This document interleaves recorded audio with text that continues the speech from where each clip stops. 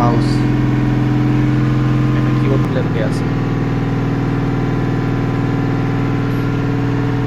Keyboard player কেউ আছে গেমে? কেন ভাই বললে কিবোর্ড থামে না বলতে ট্রাফিক পারি। থামে না।